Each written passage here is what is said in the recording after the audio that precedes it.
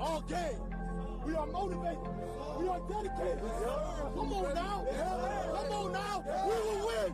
We are the best on the field. And we hit the field light, all day light, all night light, on the blue light, offense light, defense light, his squad light, house call light, and the sound light, and the sound light, and the sound light. Welcome to the Short Sports Show. I'm your host, Daniel Short. Today is Tuesday, November 22nd, 2016. I hope everybody is having a good break so far. It's an early show this week. Of course, Thanksgiving is this week, a beautiful time of the year as you get to spend it with family and friends. And I'm glad, I'm very beloved that I'm a part of your Thanksgiving week. So thank you so much for joining us today or whenever you're listening. Thank you so much. Hope everybody is going to have a great week and is having a great week. Lots of news to talk about, like always. But good thing is, we're doing it a little bit differently. We have a lot more shorter this week because, of course, I know you guys want to be out there with your friends and family, but you still want to get your short sports show. I understand. Trust me. No, but if you're driving, to see family and friends, hey, thank you for listening to the show. But, of course, we're going to recap this past week of college football. We're going to have our predictions once again, which we did okay. No, we did pretty good this past week. More trouble at Baylor. That's right, more trouble at Baylor. It's crazy. And that's not the only Texas university that is having some problems. The mess at Texas. What's next for Charlie Strong? We're going to talk about that and how bad it is at the University of Texas. Also, the NFL's return to Mexico was, I would say, pretty successful. It was a good game, unless you're a Texans fan, then I can see where you're upset. But it was a pretty good return, and the NFL making another trip back to Mexico could be a potential possibility. Also, star players returning from injuries. We're going to talk about that. And can a healthy Adrian Peterson save the Vikings season? We will talk about that. Of course, right before we get into the show, the goals of the year. We're getting closer and closer, and we're getting closer and closer to reaching that goal. And that is reaching 1,500 subscribers on YouTube before the end of 2016. We are so close. 300 away. We are 300 away. We have over 2,400 followers on Spreaker, so thank you so much for that. Now let's get 1,500 on YouTube. We're at we're 20 away from 1,300, so right there. So thank you guys so much for the support. Again, this we'll be back to Wednesdays next week for the Short Sports Show, but it will be a later show, just like today is going to be a little bit later show. I'm still recording a little bit earlier, but I have some other things planned for today, so I have the editing and stuff like that is going to have to be pushed back a little bit. So the show will be next Wednesday, once again, just in the afternoon, probably aiming for the 1 o'clock time frame. So not too much different. And again, if you don't listen to it right after the show comes out, about 11 a.m. Each week, then it's not a big deal. But for people that do get it super early, well, it's going to be pushed back just a tad bit. Again, before we start with the show, let's go ahead and thank our sponsor, InnerGrind. Today's show is sponsored by InnerGrind. Based out of Houston, Texas, let former Texas State linebacker Michael Rakpo help you reach your fitness and nutrition goals. With personal training classes that start at $40 a session, why not be a part of this rising program? Now, whether your goals are to lose weight, gain muscle mass, find the right off-season program, or even for you ladies out there to get that booty blast, you can do it all with InnerGrind. Not in the Houston area, not a problem. InnerGrind has a program that is personalized just for you. InnerGrind has everything you need to meet your personal and healthy goals. NFL linebackers like Titans Brian Orakpo, Chiefs Derek Johnson, Buccaneers running back Charles Sims, and San Diego Chargers cornerback Craig Mager, along with many other young athletes, have already begun. Find your personalized workout and nutrition plan at InnerGrind.com and call 832-475-2829. That's InnerGrind.com, 832-475-2829. Unleash your inner grind. Definitely, with the holidays coming up, you are going to want to get with InnerGrind so that way you can still eat what you want and have a good time. And also, that's another thing. Now, I'm not a health physician. I'm knowledgeable about some food and nutrition, but that's one thing. For people that are trying to lose weight or stay where they're at, remember, you can have one Thanksgiving a year. You can have the one Christmas a year of eating a lot of food. It's not going to kill you. It's okay. No matter if you're trying to lose, 100 pounds, you can have a Christmas. You can have a Thanksgiving. You can feast out, have fun. It's once a year. Go for it. And then, work harder. That's all. That's all it is. That's all it is. You can still do it. You don't have to limit yourself. You don't have to be that lame person who's like, no, I'm just getting one slice of turkey and whatever else. You can eat a lot. It's okay. People are going to be okay. All right, let's talk about football news like you wanted to hear. Duke and Alabama. Duke signed they already wanted to start the 2019 season bad. They agreed with Alabama to open the 2019 season in the Chick-fil-A kickoff game in Atlanta in 2019. This game will be played August 31st at the Mercedes-Benz Stadium. The schools have met 4 times previously and had last played in 2010 when Alabama won 62-13. So, good job, Duke, because we already know Alabama's still going to be good. If Dave Cutcliffe is still the head coach at Duke at that time, well, it'll be a little reunion for him. He graduated from Alabama in 1976, so there's something for him. A little reunion. Now, as for the Tide, this will be their 6th appearance in the Chick-fil-A kickoff game. Alabama's 4-0 in the event and will face Florida State in the 2017 season opener next year, which will be a pretty good game with Francois, quarterback for Florida State, him being a sophomore, having a full season under his belt. Should be a pretty good game. Notre Dame head coach Brian Kelly is calling on the NCAA to clarify targeting rules after quarterback Deshaun Kaiser took 2 tough hits during Saturday's loss to Virginia Tech. This is what he said, quote, "It's just not right. We're either going to protect the quarterback or we're not going to protect the quarterback. Just have to figure out what they want to do with this. The supervisor of officials has got to make a clear call as to how they want this officiated. He's clearly has not made it clear enough how this is going to go," end quote. Now, Kaiser was hit while sliding for a first down in the third quarter and remained in the game. He was then forced out on the final play of the 34-31 loss after being hit on a scramble, leaving Malik Zaire to take the last snap. Now, on Sunday, Kelly added that he didn't understand why the officials didn't look at either hit. Quote, "It's clear on film that it was a helmet-to-helmet on a defensive player. It's just beyond me why this doesn't get reviewed. That's what their job is, to review it." Now, hopefully he doesn't get fined for this because it is a pretty clear call if you watch the game. Now, the Fighting Irish have submitted the tape of hits to the supervisor of officials for review. That's what Brian Kelly said. And on Saturday, Kelly compared the hits to those of Carolina Panthers quarterback Cam Newton, who has taken this season and has, been everywhere about, how he's been getting hit and how his size and all this other stuff. And even Kelly said he wondered NFL Commissioner Roger Goodell could help the NCAA officiate bigger mobile quarterbacks. I thought this was the funny part. Quote, "I'm going to ask them to go see Roger Goodell. That may be the way to do it. Maybe he could do something about it," end quote. Yeah, Roger Goodell honestly doesn't do anything, not even for his own league. So why do you think he's going to go and try to help, you and college football? He might make a little public statement, just seem like the good guy, but it's not going to make a difference.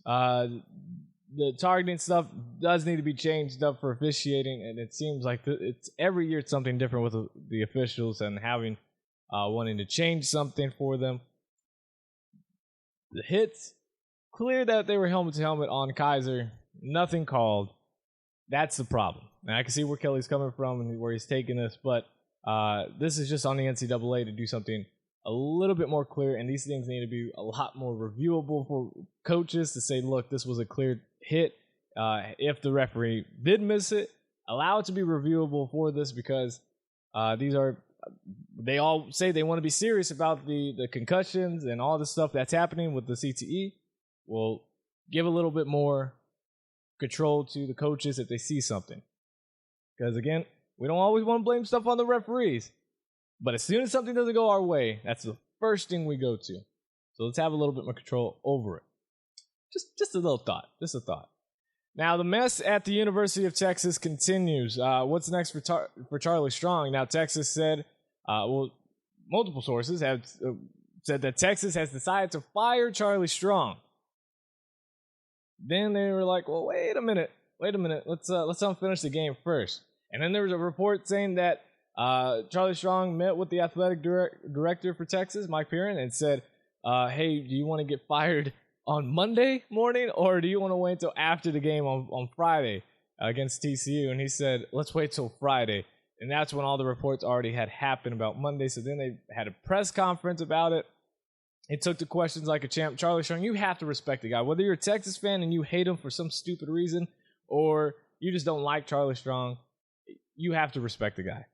Take all of this every single year since the day he stood there. Red McComb said it was a slap in the face to Texas alumni, Texas fans, for them to have hired Charlie Strong. It's mind-blowing. Now, Charlie Strong is 16-20 overall, 12-14 in the Big 12 playing 3 seasons for the Longhorns. And it's going to be more awkward if Texas does beat TCU on Black Friday. What happens then? Do you still fire Charlie Strong and say, oh, hey, we're going to let him finish out with the bowl game and that's it? Or, again, a loss to TCU basically all but wraps it up. I think it's all but wrapped up either way with the loss to Kansas. I mean, that's something that should not have happened. You're not supposed to lose to Kansas. Texas is not supposed to. Basketball, yeah. Football, no. Now, Strong had told ESPN's Kirk Herbstreit on Sunday night that he heard the reports that he was going to be fired, but had not heard anything from the university. So, Strong, I feel bad for the guy. I really do. And like I said on this show, and like every time we've talked about Charlie Strong, I said that I did not want Texas to hire him as a TCU fan, because we were obviously just came into the Big 12, because I knew he would rebuild Texas to be a top 10, top 5 program every single year, given the time. I didn't say immediately, and I didn't say the first 2 years he would. 3 to 5 was right around because of what TCU was having to do as well with the 5-year plan, which year 5, and not looking too good for us Frogs. But Strong will be owed $10.7 million for the buyout for the remaining 2 years of his contract. That fee would actually be reduced if he takes another job. So, get a little bit of cash. But it just seemed like it was going to happen. The loss to Texas, lost to Kansas. I thought he would actually be fired that night. I thought they would just straight up just fire him that night and just say it's done. What I don't understand, and I want to get to, I had other things written down, but it doesn't matter. Was just the fact of a lot of people not liking Charlie Strong. I really don't understand how you do not like Charlie Strong. And if you seriously blame Charlie Strong for the lack of success at Texas these past few years, I like to know why. I like to know if you could have done a better job taking that position. Mac Brown, even though Charlie Strong won't say it, I will say it. Media will say it. Texas was in a dump because of Mac Brown. How he ran that program, especially towards those last few years. Even Nick Saban would have struggled with Texas. Now, yeah, he might have got maybe a little bit more commits than Charlie Strong had to sway a few of those commits. I mean, then again, Charlie Strong still got Malik Jefferson. He still got a lot of these guys. Let's not forget that. He still got a lot of good players. But it takes time. People at Texas, very impatient with a major brand like that. They expected a national championship. Well, they expected a big bowl game his first year, and then they expected a national championship the following year. I mean, that's a little ridiculous. It really is, because it was such a bad spot. It really was. And especially with other teams in the state of Texas rising, recruiting got a lot harder. You look back several years ago, you didn't have TCU getting big players. You didn't have Baylor getting big players. You didn't have Houston getting anybody. Even A&M, off years. That's 4 major universities in the state of Texas you did not have to compete with at all. Maybe A&M. That's it. That's all you had to compete with. Now you have 3 other major schools that are pulling the guys you would have had. And, of course, the battle with Oklahoma State pulling a lot of Texas kids. I'm not making excuses for Charlie Strong. All I'm saying is people blaming Texas or the lack of success at Texas on just Charlie Strong. It's a shame if that's your reasoning. I don't like Texas. I'm not a huge fan of the University of Texas, but I love Charlie Strong. I respect that guy. I would love him to become the defensive coordinator at TCU. I would take him in a heartbeat. To have him around any program is huge. And Charlie Strong, he's going to get another head coaching job. That's guaranteed. It's not going to be the level of the brand of Texas, but he's going to get another head coaching job wherever that might be. And he's going to be successful at that place because you know why? They're going to give him time, and they're not going to have media pressuring him every single day from the day he was hired. If I'm a Texas fan, I'm upset just as these kids are. Just as these kids are. All these kids, they don't want Charlie Strong gone. Everyone who wants Charlie Strong gone are the people with money, and ultimately, that's the people who make the decision, not the kids, because they're playing their heart out. Again, next year, probably going to be a better team, and just like Charlie Strong said, and I'm not saying they're going to win 10 games next year, but Charlie Strong said, whether I'm the coach next year or not, this team will win 10 games or more next season. I'm not going to go that far, but I do believe they will be a lot more successful. I believe 7 to 9 wins is a strong possibility for Texas. Probably really looking at 8 to 9, 8 to 10 probably. 10 I feel like it's a reach, but I'm going to go with it. So that's basically it. The boosters, extreme pressure on Texas leadership to move from Strong to get Tom Herman. Whether that happens or not, I don't know. I feel bad for Charlie Strong. I have all the respect for Charlie Strong. I wish him the best of luck. Except, I love my TCU Frogs just a little bit more. So I'm not going to really be rooting for Charlie Strong to win that game. Sorry about that. But basically, to answer the question, what's next for Charlie Strong? He's getting another coaching job next season. He's going to be somewhere, and he's going to be successful. So wherever that might be, best of luck for Charlie Strong. And Texas, be careful what you wish for. That's all I'm going to say. Be careful what you wish for. You might get your Tom Herman. You're definitely not getting Nick Saban. I saw a stupid little tweet said they're going to try to get him again. You're dumb. Stop. Not saying Tom Herman's not a good coach, but I'm just saying because he's a great coach. But be careful what you wish for. It might not always be greener on that other side. I'm just saying. I am just saying. So again, for the Baylor thing, and there's not a whole lot of college football news, so we'll have this and then our predictions. But it just keeps getting bad. It keeps getting worse at Baylor. I mean, they literally need to wipe house of just every single person from every single position. You might have even to go from custodians to the president of the university. You just need to wipe it all out. Check this out. So the head media relations professional for Baylor's football team was charged with misdemeanor assault this month over an alleged on-field attack on a reporter after the Bears game against TCU on November 5th. Now, KWTX reported the associate athletic director, Heath Nielsen, is free on bond and has been absent for the past several weeks at Baylor events. The charges he faces are assault with bodily injury, which is a Class A misdemeanor in the state of Texas.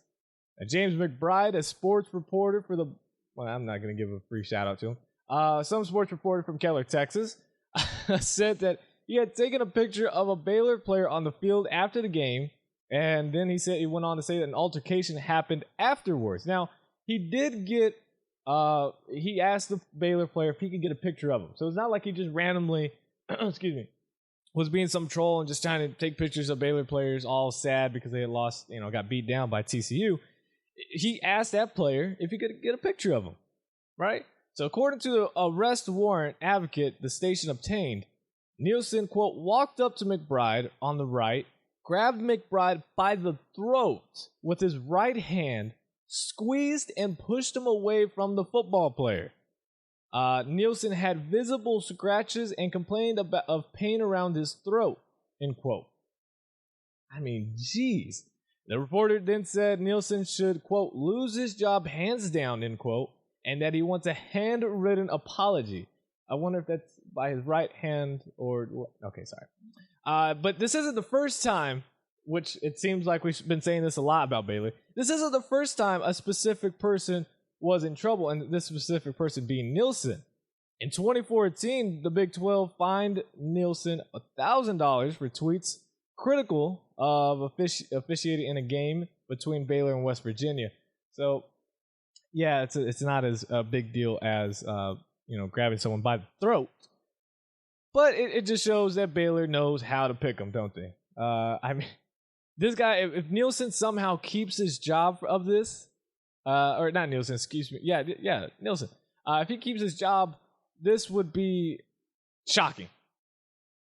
In a normal university would be. At Baylor, no, I don't see this being shocking at all if they keep him. I think they, keep him on leave for about 6 months or so, suspend him for the rest of the football season, which, is almost over. But, and then, by February?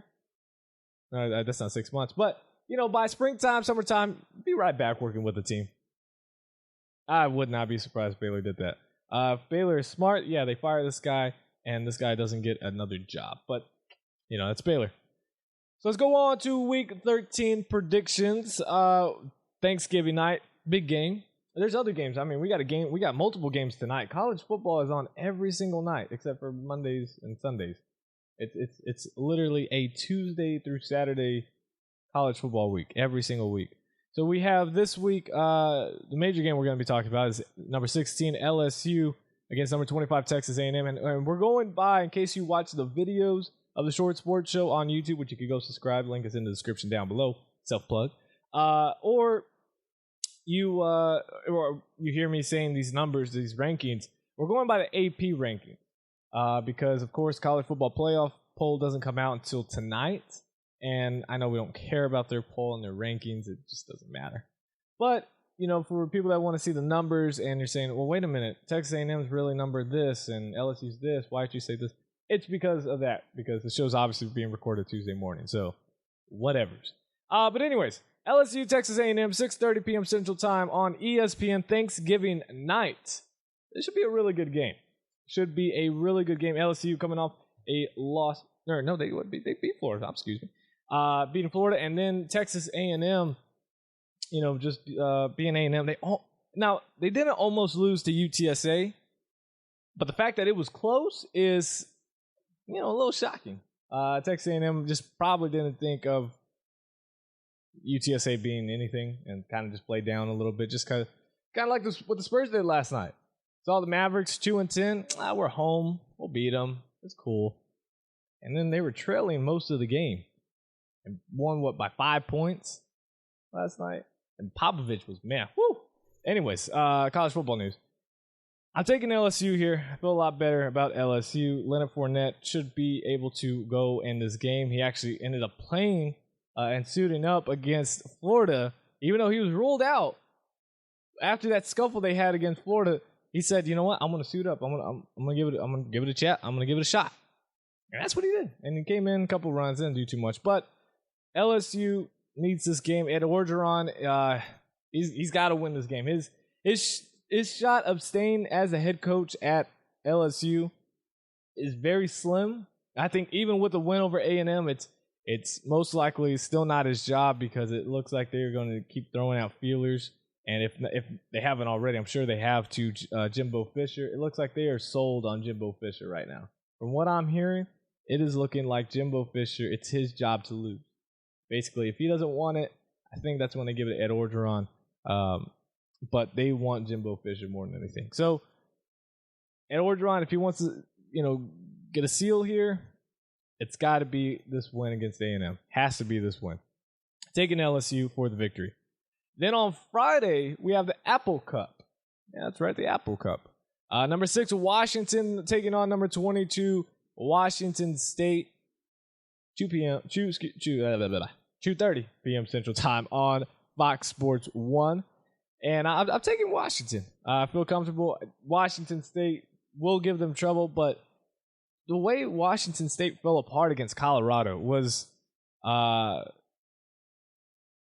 of shocking in a way. Now, Colorado's really good, but I mean, Washington State was giving them punch after punch after punch after punch in that first half.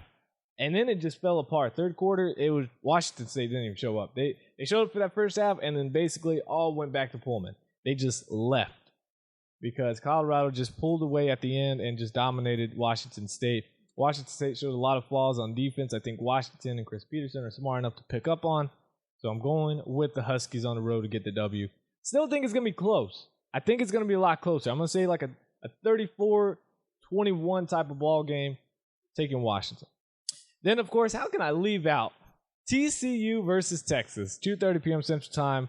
It could be on Fox Sports, which I'm guessing it's going to be on that, or it could be on ESPN. There was nothing on it. They haven't said yet. So, and I'm sure they'll say it right after the show, so I look like an idiot. But it's going to be on one of those. Either way, check it out. TCU, Texas. TCU needs this win to become bowl eligible after a shellacking loss to Oklahoma State, which was just embarrassing at home this past week. Couldn't do anything. It looked like a completely different team than the one that they played in Waco when they just dominated Baylor. Now to take on the Texas team, who has, of course, tons of distractions, and you can make two different scenarios for Texas. You can easily say this is going to be a Texas team that's going to come in and focus and wants to win that last one for Charlie Strong, and then focus on the bowl game and put Charlie Strong and carry him. I think if Texas wins, they carry him on the field with this game, just because they want to. Of course, players love him. Then you can also see that the other side of it, where Texas is so distracted because of Charlie Strong's potential firing. Players are too down. They're not going to get pumped up for the game, or they're going to be undisciplined. They're going to be unfocused. And then TCU just ends up walking away with the W. So it's a really hard game to pick, especially trying not to be biased with my TCU. And this year, it hits reality when you know you're just not that good. So it's hard to just say, oh, yeah, we're going to win it. So I'm going to pick TCU to win it just because I believe they're going to be a little bit more focused. But I still see a close game. I see a shootout in the first quarter and maybe in the first half. I think it's going to go back and forth. Texas is going to get some long shots, and you're going to see the crowd go crazy. Then TCU is going to respond, and it's going to just be back and forth. So I'm going to go on a shootout victory for TCU, 45-38. TCU gets the W, but I would not be shocked if it flips the other way and Texas gets the W. So it's going to be kind of weird because obviously I want TCU to win this game. Thankfully, we have one more after this, so we can still be bowl eligible. We have Kansas State after this. Not an easy game by any means, but another shot. I want TCU to win this. I think they will. If not, Charlie Strong, I like you. You're my guy. On Saturday, we have 11 a.m. showdown early game. I don't know, 11 a.m. I like it a little bit later. Number 3, Michigan, taking on number 2, Ohio State. On ABC, Ohio State is a 6.5-point favorite. Ohio State Buckeyes. I am taking the Ohio State Buckeyes. Michigan looks like they're going to go with another quarterback this time. I think O'Korn is going to be starting for Michigan Wolverines. So, but Ohio State's they're just too dominant. Michigan, back-to-back weeks of just struggle wins, or a loss and then a win. Ohio State's just been rocking and rolling. Going with Ohio State to win big time. Score 35. No. Yeah, 35-20. 35-20 Ohio State. Finally, our last game, number 15, Auburn taking on number 1, Alabama, 2:30 p.m. Central Time on CBS. Crimson Tide all the way. Roll Tide, baby. Going with Alabama. Today's show is sponsored by InnerGrind. Based out of Houston, Texas, let former Texas State linebacker Michael Rakpo help you reach your fitness and nutrition goals. With personal training classes that start at $40 a session, why not be a part of this rising program? Now, whether your goals are to lose weight, gain muscle mass, find the right off-season program, or even for you ladies out there to get that booty blast, you can do it all with InnerGrind. Not a Houston area, not a problem. InnerGrind has a program that is personalized just for you. InnerGrind has everything you need to meet your personal and healthy goals. NFL linebackers like Titans Brian Orakpo, Chiefs Derek Johnson, Buccaneers running back Charles Sims, and San Diego Chargers cornerback Craig Mager, along with many other young athletes, have already begun. Find your personalized workout and nutrition plan at InnerGrind.com and call 832-475-2829. That's InnerGrind.com, 832-475-2829. Unleash your inner grind. Hey guys, it's Thanksgiving week. Hope everybody has a great week. I love to hear what you guys are doing in the comment section for Thanksgiving this week. If you already had an early Thanksgiving, some people have it early. I remember when I first moved to Seattle, and I came back to visit my family, and it was the week before Thanksgiving because tickets were expensive. I wasn't about to pay a ton of money Thanksgiving week, so I flew into San Marcos a week before Thanksgiving, and my family threw just for me. It was awesome. Everybody came. Everybody came an early Thanksgiving just for me that week before. So it shows you, hey, no matter if you're if you have an argument with one of your family members or multiple family members, and you just think family doesn't care, trust me, when it comes to holidays, family is always there for you. It was awesome to see all my family come back just for me, making that 2 days special for me. So that it's just a small little thing I thought throwing out there just to let you guys know that it is a very important time. So go there, no matter if you're arguing with family, no matter what it is, have fun, enjoy each other. That's what it's all about. Being thankful for one another, being thankful that you're able to do the things that you are doing, just like me being able to do this show. And so that is my Thanksgiving. Thank you guys so much for allowing me to do the Short Sports Show each and every single week, doing something I love to do every single week. And I'm not just talking to a microphone all by myself. So thank you guys so much. Hope every single one of you have a great Thanksgiving and spend it with your friends and family. Have fun. Pick up football. Play some football. Man, I love doing that. I love picking up, just being able to throw with the family is always so fun. So just throwing that out there. Have fun. Eat lots of food. Have lots of laughs. Move on to the NFL. The Bengals have lost wide receiver A.J. Green for it looks like multiple weeks and not the season, so there's some good news. With a hamstring injury on Sunday now, according to the USA Report. Also, running back Giovanni Bernard was ruled out for the season. Now he's gone with a torn ACL in his left knee. So you lose your top two reception targets because Bernard was second in receptions on the team, just behind AJ Green. And AJ Green, a Pro Bowler, 5-time Pro Bowler. Green was on track for his sixth 1,000-yard receiving season. He has 964 receiving yards on the season. He came into the game trailing only Atlanta Falcons wideout Julio Jones in that category. Bernard, on the other hand, 91 rushes, 337 yards, 2 rushing touchdowns this year. Also 39 catches for 336 yards and a touchdown. So the Bengals already having a struggling season this year. It gets a little bit worse now with now losing your two main targets in AJ Green, which has been an absolute monster this year. It doesn't seem like AJ Green gets talked about as much. It seems like we always bring up every other wide receiver. We can list about 5 other wide receivers before we even mention AJ Green. We go, AJ Green, and I'm a victim of it too. Sometimes I don't even think about it. I'm like, AJ Green, he's just that good. So there's something, hey, when you throw out there, AJ Green is pretty good, and now the Bengals lose him and Giovanni Bernard. Arizona Cardinals head coach Bruce Arians was taken to the hospital Sunday night, but the team says the test results have come back favorably. Quote, after returning home from Minnesota, Cardinals head coach Bruce Arians was experiencing discomfort and not feeling well during the night. His wife took him to a local hospital to be evaluated. All tests conducted so far have come back favorably. He remains in the hospital for continued evaluation, end quote. So it looks like he's going to be okay. He was hospitalized for chest pain. I believe he's out now, and he's doing okay. So Cardinals and Larry Fitzgerald talked to the team, and he said, hey, we need to step it up. We have no room for error. And a lot of players took responsibility for Arians going to the hospital because they feel like it was all on them for the reason he was having chest pains and issues like that. So maybe the Cardinals turn their season around. I hope so. I love watching the Cardinals play, especially in this late season. Larry Fitzgerald gets going. Maybe this is, in a weird way, maybe this is what they, I don't want to say needed, but maybe just to wake them up a little bit. Who knows?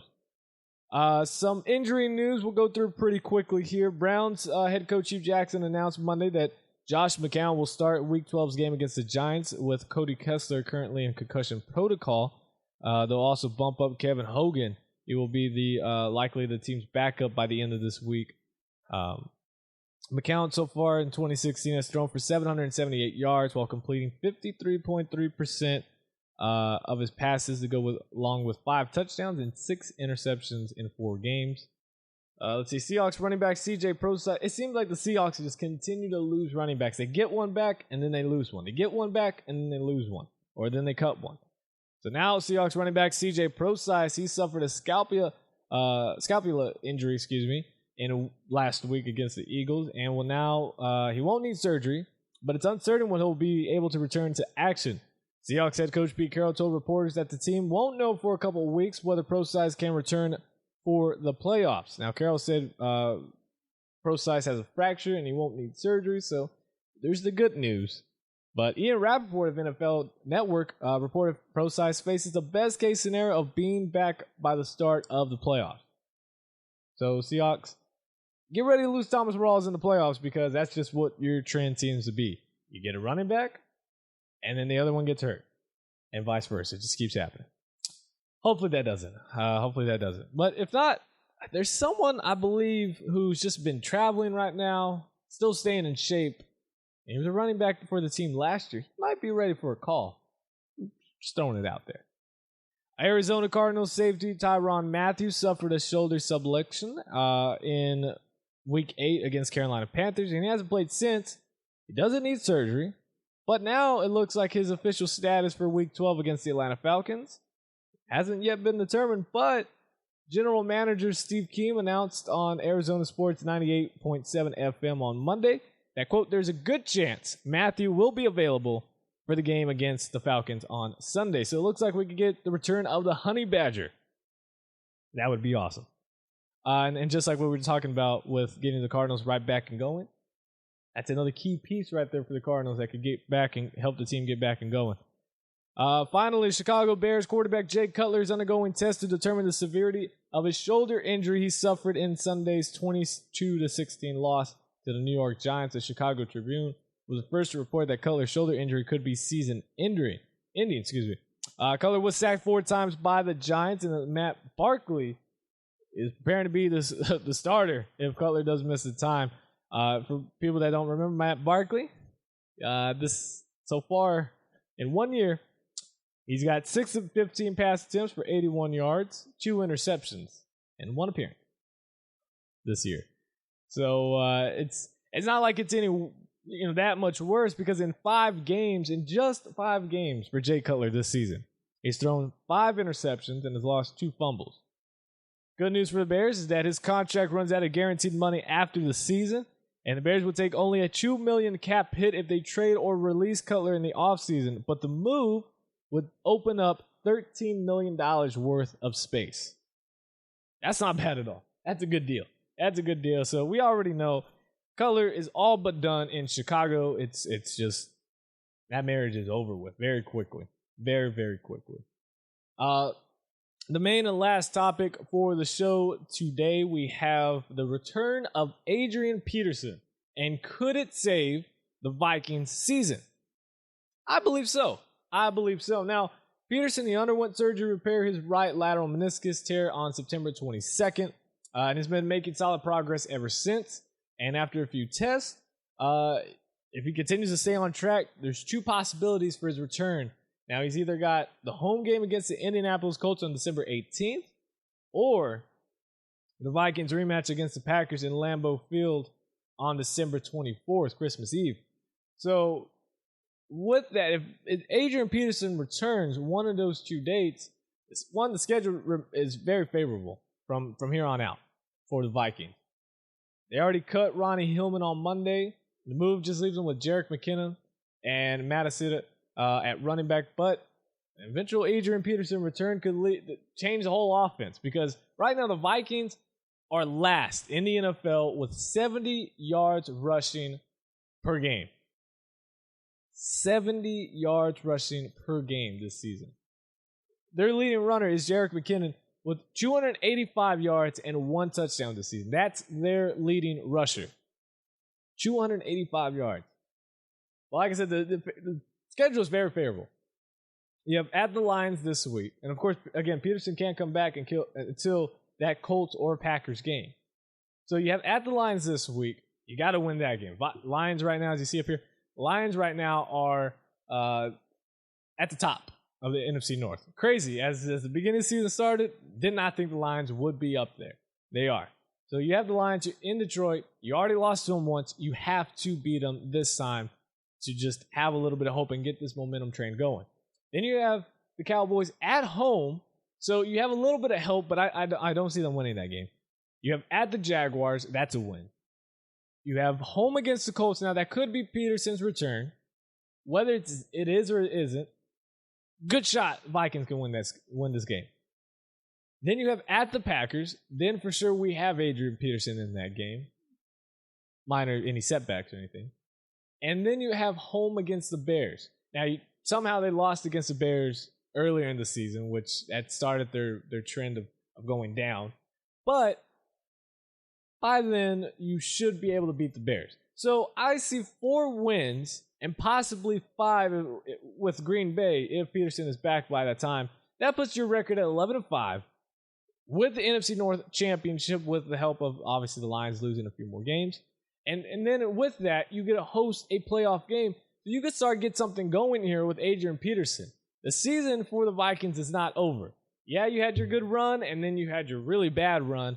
And now you might be able to get something here. But you have the key games are the Lions, Colts, and Packers. You have to win those games. You have to win those games. Cowboys, if you lose that, it's okay. You're cool. Jaguars, you really shouldn't lose that. But if you do, it's okay. No, it's not okay. Don't lose that game. You're not supposed to. And also the Bears game, not supposed to. Colts game, you got to win because you need an extra W on that schedule there.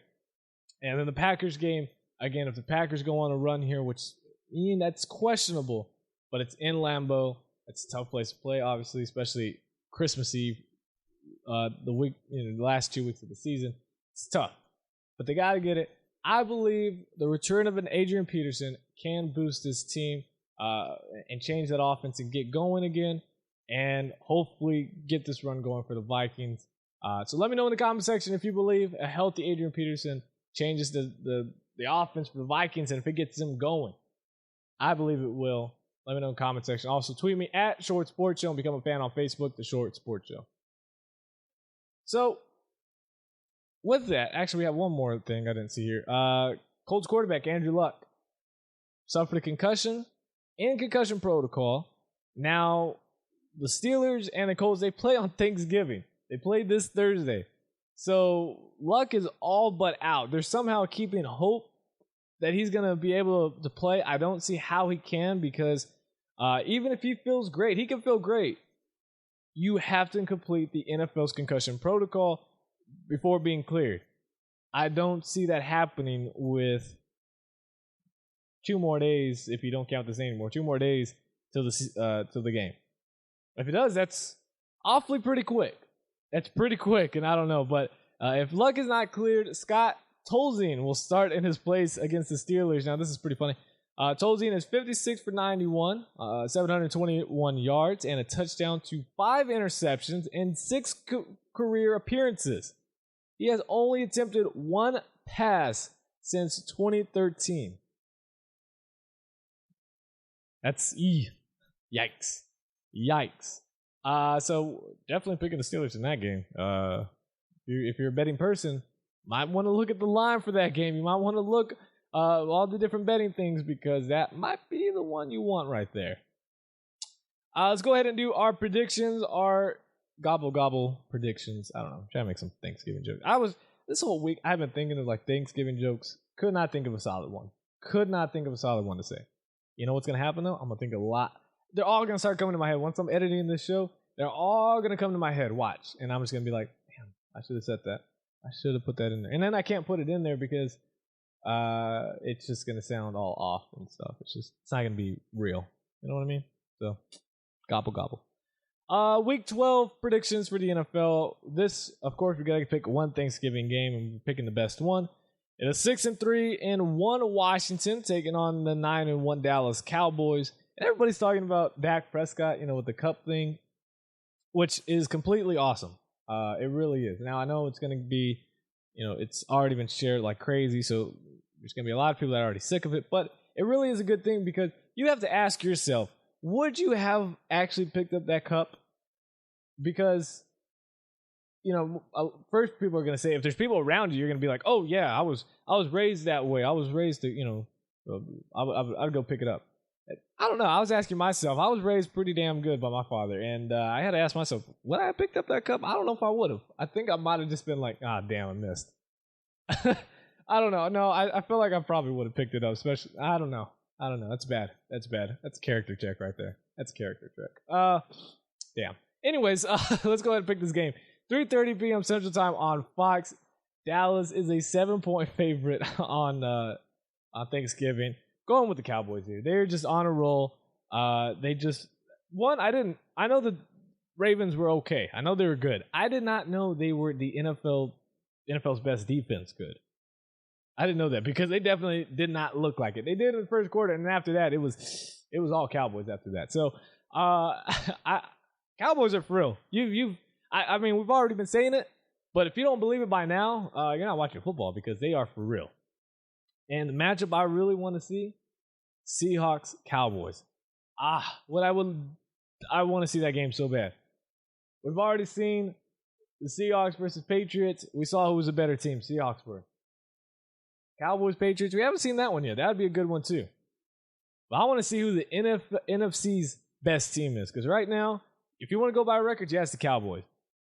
But if you want to look at, that's just looking on paper. If you want to look at the best team right now, I could not, I would have to go 1A, 1B with the Cowboys and the Seahawks.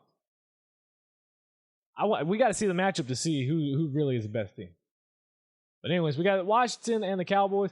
I'm taking the Cowboys here. Got to.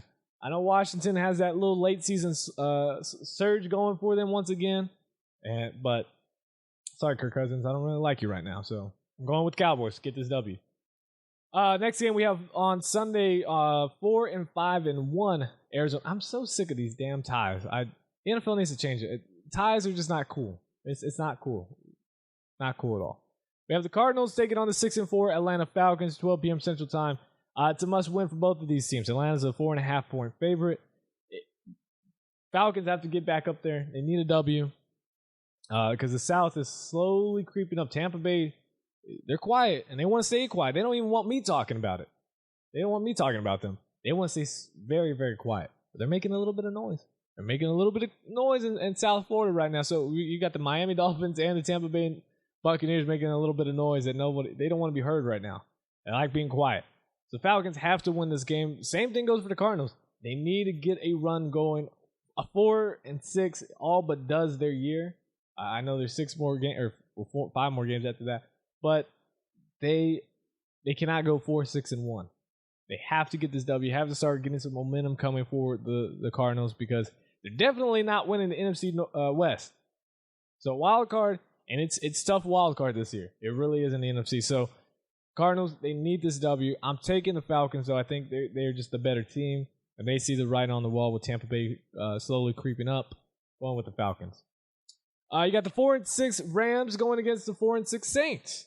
Yeah, picking some fun games, aren't I? Yeah. So New Orleans is a 7-point favorite. I am taking the Saints for this game. Rams all but falling apart here as well. Yeah, you started Jared Goff. Woo! How'd that go for you? Yeah, bad timing. And it doesn't get any easier for the Rams with Jared Goff. We talked about it last week. Their schedule, yikes. Going with the Saints, though. Going with the Saints to win big. Then you have the 4-6 Panthers going against the 8-2 Raiders. Raiders, pretty good game. I don't want to say pretty good win because the Texans game last night.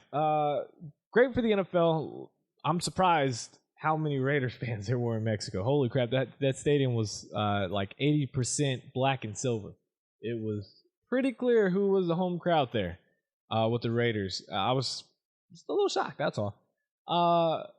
And in that game, the Texans, I can understand why Texas fans would be upset.